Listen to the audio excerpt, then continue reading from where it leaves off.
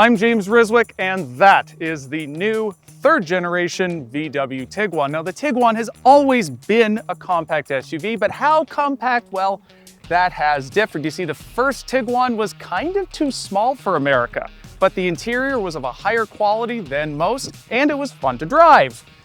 The second generation, not as fun, not as nice, but it was bigger. So much bigger that Volkswagen actually managed to fit a third row in the back. This third generation seems to split the difference to all of the above to its predecessors. So I'm in Bozeman, Montana to see how well it pulls off the old Goldilocks just right trick.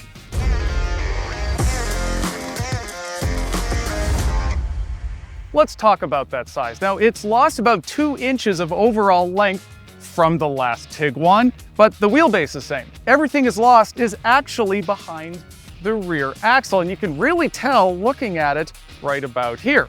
And it's also lost some ground clearance.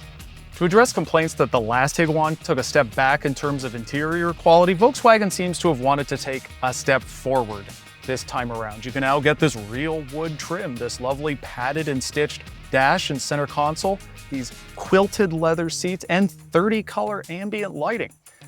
Great. But the trouble is that all of that stuff is exclusive to this $40,000 SEL R-Line. Now, I have driven a lower trim level, and while it isn't as overtly premium, and I don't think it looks as good as a CR-V or a CX-50, the materials quality has definitely improved, and for the segment, I'd say it's fine.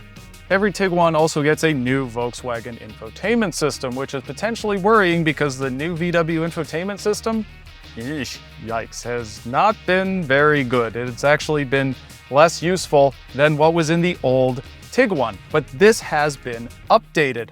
It is quicker. It has a new menu structure. In general, it is easier to use than before.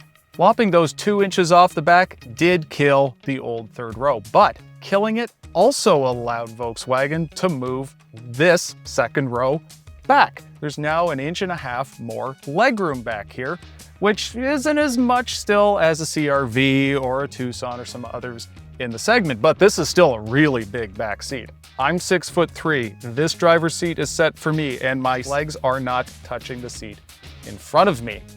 Also, I really like how big this door is. Great big window, easy to get in and out, both for myself as well as if I had a great big old child seat.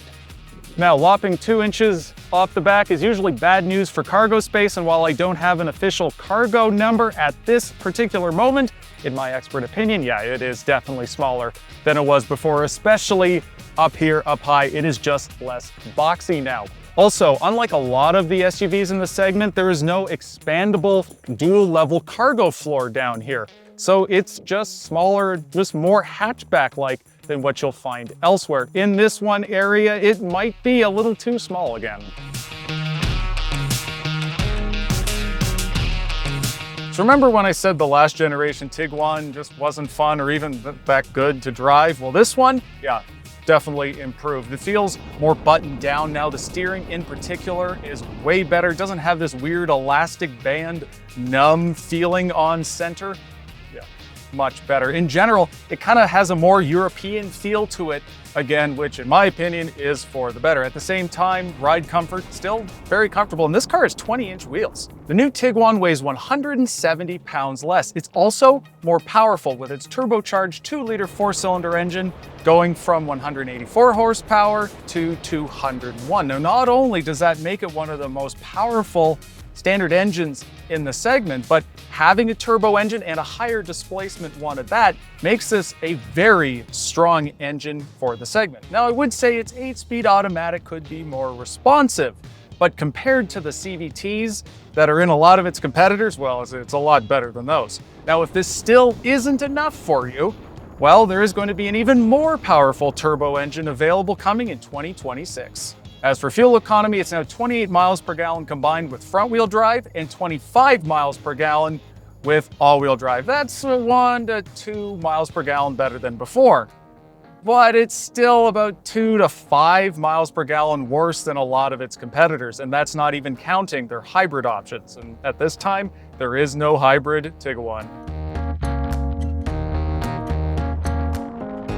Safety has been improved with 4 new airbags, driver's knee, rear side, as well as a center one somewhere here. In terms of driver assistance technologies, there are a lot of them standard, including lane keeping assist, blind spot warning, and adaptive cruise control. The one things I like about the adaptive cruise control system is it's very easy to cycle in between regular cruise, adaptive cruise, and then what Volkswagen calls travel assist, which adds in lane centering steering assist. And it pretty much does all the driving for you on the highway and does a good job of it too.